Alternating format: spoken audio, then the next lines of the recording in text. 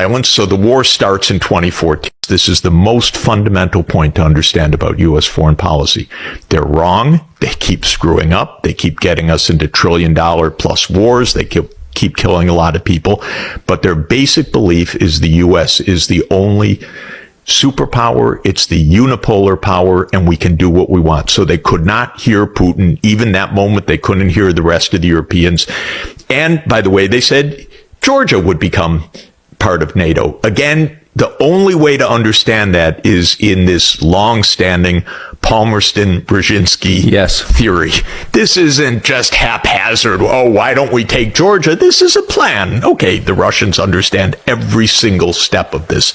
So another thing goes awry. What goes awry? The Ukrainians don't want NATO enlargement. The Ukrainians don't want it. They're against it. The public opinion said, no, this is very dangerous. Neutrality, it's safer. We're in between East and West. We don't want this. So they elect Viktor Yanukovych, a president that says, we'll just be neutral. And that's absolutely the U.S.'s, oh, what the hell is this? Ukraine? They don't have any choice either. So Yanukovych becomes the enemy of the neocons, obviously. So they start working, of course, the way that the U.S. does. We got to get rid of this guy.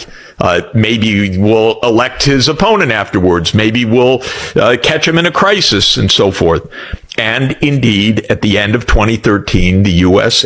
absolutely stokes a crisis that becomes an insurrection and then becomes a coup. And I know, again, from firsthand experience, the U.S. was profoundly implicated in that.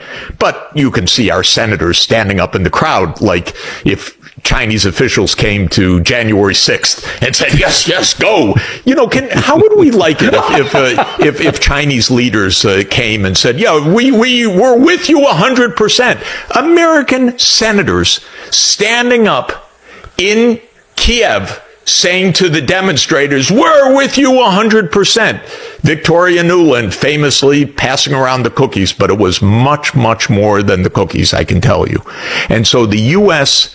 conspired with a Ukrainian right to overthrow Yanukovych, and there was a violent overthrow in the third week of February of 2014.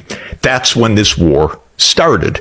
This war didn't even start in 2022. It started in 2014. That was the outbreak of the war, was a violent coup that overthrew a Ukrainian president that wanted neutrality.